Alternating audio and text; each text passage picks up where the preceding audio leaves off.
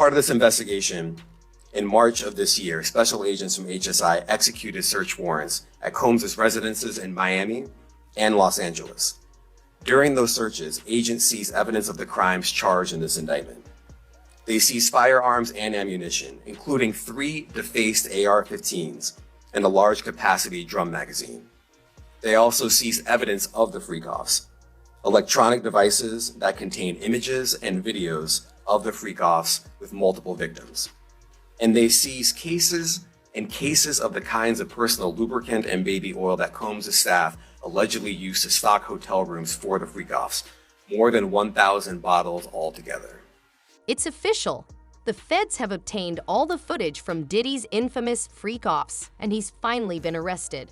If you thought the Diddy drama was over, think again. Things are just about to heat up. On scene here that we're getting this information from. We were actually the first ones here with about 30 different law enforcement vehicles at least. There are 3 Bearcats on scene here. This just all unfolded, Sandra, I would say less than 10 minutes ago. We got here even before the crime scene tape came up. So we're just down the hill. If you look up this street where Tony is right now to the right, you'll see one of those Bearcats is that home that is registered to Bad Boy Films, which is part of Bad Boy Entertainment. And the home in particular is registered not only to Bad Boy Films, but to one of P. Diddy's daughters. They are heavily armed, and they've been very tactful as they made entry into this home this afternoon. We actually watched them as they made their way through one of these side gates, and as soon as they got inside the home, one of the first things they did was made their way into this garage that you see is open right there. I can't answer, but I can tell you there's 3 people right there that were taken into custody, were inside that home at the time of the raid. We did see a bunch of investigators going in, making the raid in there and clearing that as well. They're going to do a thorough search as they conduct this raid, and so far, Stu, from what I understand and from Haley on the ground there, they have not seen, and we have not seen from our vantage point, any sign of Sean Combs, the 54-year-old who is believed to be the property owner of this. What's wild about Diddy's arrest is that it was this leaked footage that finally brought him down. A scene involving bottles of baby oil and all kinds of debauchery. Naturally, the feds came running. As you can see here, this is a drum magazine, large capacity, and it contains, I believe, 59 rounds. I mentioned as well, we recovered 3 AR-15s. This is a close-up shot of one of the AR-15s, and you can see right here, the serial number has been thoroughly defaced. Another picture of more ammunition and parts of 2 AR-15s right there. And it doesn't stop there. There were weapons involved, making this not only a violent issue, but potentially one of national security. Does the term sex trafficking ring a bell for anyone? Well, tonight, they arrested P. Diddy. News just broke that they took him into custody in New York City, so I figured now is as good a time as any to shit all over Sean again and remind everyone just how horrible this man is. This producer he worked with, named Lil Rod, brought this lawsuit against him. Rodney Jones v. Sean Combs, alleging RICO allegation, which is like organized crime. And he alleged that a member of this RICO organization was none other than the CEO of Universal Music Group, Lucian Grange.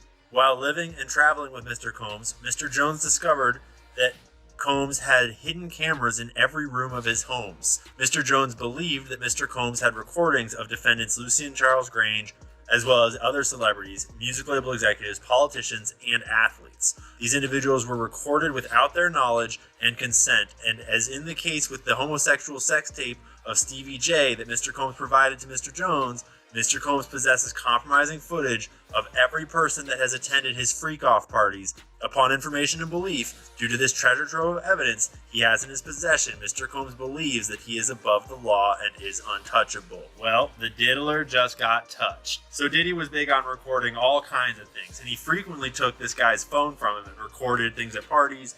So this dude wound up with hundreds of hours of footage and audio recordings of Mr. Combs, his staff, and his guests engaging in serious illegal activity, including the acquisition, use, distribution of ecstasy, cocaine, GHB, ketamine, marijuana, and mushrooms, Combs providing laced alcoholic beverages to minors and sex workers at his homes in California, New York, the Virgin Islands, and Florida, Diddy's brother Christian drugging and sexually assaulting a woman, Mr. Combs detailing how he planned to leverage his relationship with Bishop T.D. Jakes to soften the impact of his public image of Cassie Ventura's lawsuit, which is horrendous, and I'm not going to read from it. It's absolutely disgusting. Yes, here are photos of Cuba doing the things. Here's more photos of Cuba Gooding Jr., quote, forcibly touching Mr. Jones, fondling Mr. Jones' leg, his upper inner thighs, and his groin. Jones rejected his advances, and Mr. Gooding Jr. did not stop until Mr. Jones forcibly pushed him away, following the screenshot. Homie witnessed a shooting where either Diddy or his brother shot a dude in the bathroom and then got the cops to just totally not prosecute, not investigate, say it was a drive-by, they drove away. Diddy's scheme was all about was getting rappers to do gay stuff on camera, though they did not know it, so that he had blackmail on them, so that he could kind of control them, and thereby control the whole music industry that he had kind of helped create. According to Diddy, this is a normal practice in the music industry. Look, even Stevie J is doing it. Diddy informed Mr. Jones that he had engaged in sexual intercourse with rapper Redacted, R&B singer Redacted, and Stevie J. Diddy's having gay orgies and using it to try to get homie to have more gay orgies, because that's what he's all about. Mr. Combs promised to make sure that Mr. Jones wins Producer of the Year at the Grammys if he did gay stuff. Diddy's assistant, Defendant Coram, required all employees from the butler, the chef, to the housekeepers to walk around with a pouch or fanny pack filled with cocaine, GHB, ecstasy, marijuana, gummies, Tucci, mixture of ecstasy and cocaine, at all times. Diddy maintained this RICO enterprise by using threats of violence, threatening to eat his face, displaying and distributing guns in plaintiffs present, bragging about having law enforcement under control, bragging about murdering people, and bragging about bribing witnesses and jurors in the criminal case concerning the 1999 New York City nightclub shooting with Shine. And it would appear that one of the ways that Diddy had law enforcement under control was through his chief of security, Fahim Muhammad, who the whole staff was allegedly told to contact if anything ever went wrong with police or law enforcement, and he would be the fixer that would make it all disappear. Fahim Muhammad is the former head of security for Michael Jackson. This kid had just graduated college with like a business degree, and he became the head of security for the King of Pop at age 21 or 22. This guy was second on the scene, and then his very next job after failing was to become the head of Diddy's entire operation. The head of security in a blackmail ring needs to know all the dirt. Diddy formed his record label in the first place with a lot of help, basically being selected by Clive Davis, who's got a lot of mob ties and other stuff in his history. But he's been running huge portions of the music industry before we were all born. I say all of that to just show you the scope, that this is not just one rapper doing bad things. This is the whole music industry. Diddy is not an isolated incident. He is the status quo. And chances are he was not the only blackmail ring operating in the music industry.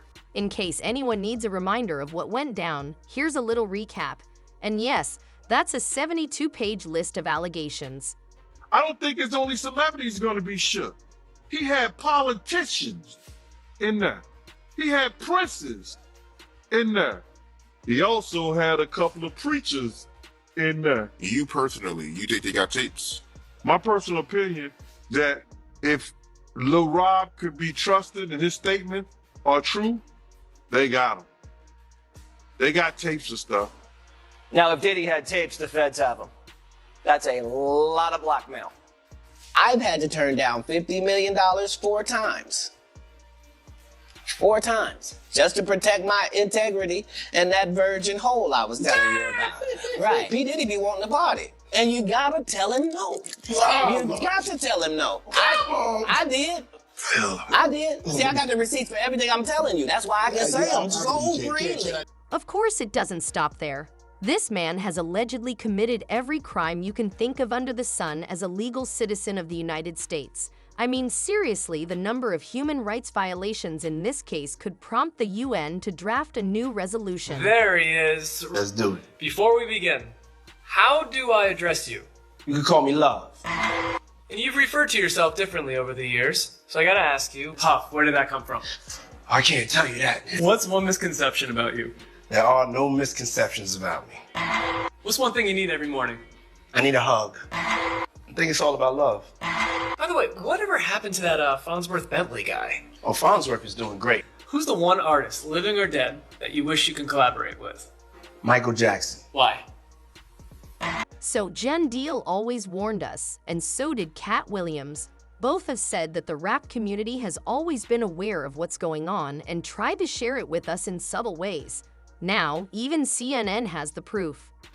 We'll be back to the table in just a moment, but first, some breaking news tonight. Sean "Diddy" Combs has been arrested in a Manhattan hotel this evening after a grand jury indicted the music mogul. The charges are unclear as of this moment. Joining us now is CNN's entertainment reporter Elizabeth Wagmeister, and also with us CNN chief legal correspondent Ellie Honig. Elizabeth, you were a big part of revealing some details about Diddy's conduct in private over the course of the last couple of months. What do we know at this point about what this case might ultimately be about? Abby, at the moment, we don't know what the charges are. I have information that he was arrested tonight at a Manhattan hotel. He is currently being processed. Diddy relocated to New York last week, and here's a statement that I have from his attorney. He says, "We are disappointed with the decision to pursue what we believe is an unjust prosecution of Mr. Combs by the U.S. Attorney's Office." He goes on to say that he is an imperfect person, but is not criminal. A few months ago, when our team broke this disturbing video of Diddy violently assaulting his ex-girlfriend, Cassandra Ventura, better known as the singer, her stage name, Cassie. When we broke this video, Diddy had denied the allegations against him. Cassie is one of 10 civil suits against Diddy, 9 of which he is accused directly of sexually assault. A former member of Danity Kane, which was one of the bands from Making the Band, Diddy's show that was on MTV, she sued him for sexual assault and other disturbing allegations, and he denied that. So he continues the denials, and he still maintains his innocence, even though he has been arrested tonight. Diddy is here in New York, in Manhattan. He apparently came here in anticipation that something like this might happen. What should we understand about what that might mean, a federal arrest being processed here in New York? So, Abby, there are some important things we do not know, including the specific charges that have been lodged against Sean Combs. But there are some really important things we do know. First of all, based on the attorney's statement, based on our reporting, this is a federal prosecution. It's not a state prosecution. The other thing that we do know is a grand jury has indicted Sean Combs, meaning they found probable cause that he committed at least one federal crime. There will be, likely tomorrow or within the next couple of days, but usually in the SDNY you try to do it the next day, there will be an arraignment, meaning Sean Combs will appear in court with his lawyers. There are no cameras. Will prosecutors ask the judge to lock him up pending trial? That could end up in a contentious argument. So these are things that are going to play out over the next 24 or 48 hours. And finally, Abby, with respect to the charges themselves. All right, let's be real. We all saw this coming. I mean, if you've seen the kind of bizarre Diddy footage floating around the internet, it's clear that man has some seriously freaky vibes. Orchestrated acts with workers known as freak-offs. On Tuesday, September 17th, Combs, 54, is charged with trafficking, racketeering, and transportation to engage in prostitution, according to the indictment. Combs was arrested at a Manhattan hotel on Monday. Combs' attorney said he would fight quote-unquote like hell to get the rapper released, and said that Combs was going to plead not guilty, obviously. Okay, bro.